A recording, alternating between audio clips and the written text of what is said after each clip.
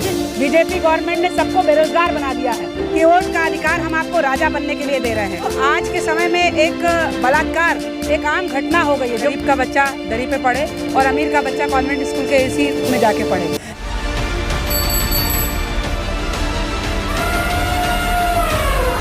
जब वोट करने का मौका आता है तो बदलाव लाने का मौका होता है। भारत के गौरव की पुनर्स्थापना हो। ये आम आदमी की सभा है।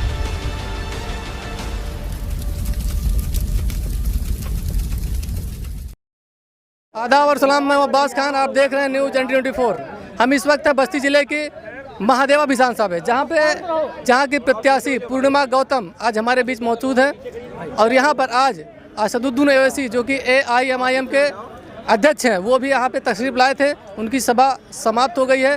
तो आइए हम पूर्णिमा गौतम जी से बात करेंगे आगामी विधानसभा चुनाव के बारे में। जी बहुत बहुत स्वागत है आपका हमारे चैनल पर। जी थैंक यू। सबसे पहले तो हम ये जानना चाहेंगे कि आपकी जो है रणनीति क्या है विधानसभा में? हमारी रणनीति ये है कि जो भी हमारे पार्टी का मैनिफेस्टो है उसके हिसाब से अभी ओवैसी साहब भी ये बात कह के गए हैं और बाबू सिंह कुशवाहा जी ने भी बोला है कि सबसे पहला हमारा जो मेन मुद्दा है कि हम शिक्षा एक समान करेंगे। हमें इस बात से कोई एतराज़ नहीं है कि गरीब का बच्चा दरी पे पढ़े और अमीर का बच्चा कॉन्वेंट स्कूल के एसी में जाके पढ़े, लेकिन शिक्षा प्रणाली एक होनी चाहिए। पहला हमारा मुद्दा ये है। दूसरा हमारा जो मुद्दा रहेगा वो ये है कि जो भी कर्मचारियों की पेंशन बंद की गई है उसको हम पेंशन को बहाल करें। तीसरा, जो बच्चे युवा जो बेरोज़गार हैं यहाँ पर बहुत ज़्यादा संख्या में, क्योंकि भारत को युवाओं का देश कहा जाता है, तो इस जो बेरोज़गारी को हम अपने स्तर से ख़त्म करने का प्रयास करेंगे। जैसे कि महादेवा विधानसभा जो है ये काफ़ी बाढ़ ग्रस्त क्षेत्र भी माना जाता है।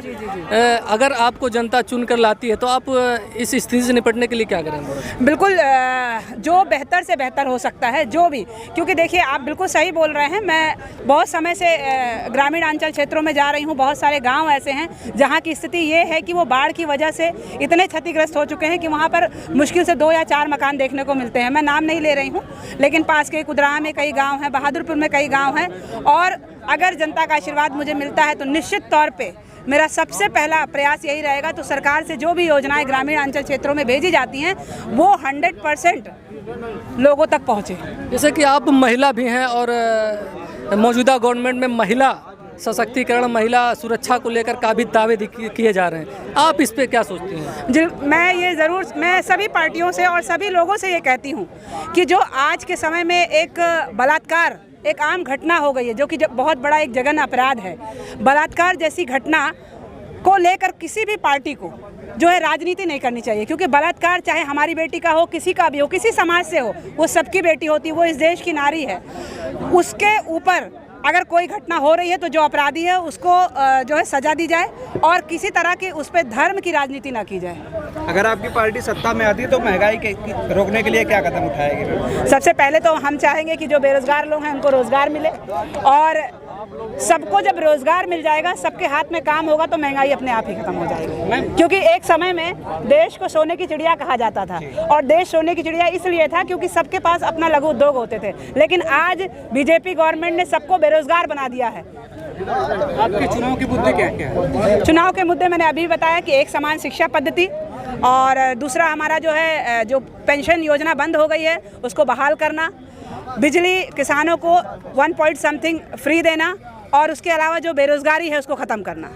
विधानसभा के लोगों से आप क्या अपील करना चाहेंगे? मैं विधानसभा के लोगों से, महादेवा की, अपने परिवार के लोगों से, अपने माताओं बहनें से ये अपील करना चाहती हूँ कि चुनाव का माहौल है।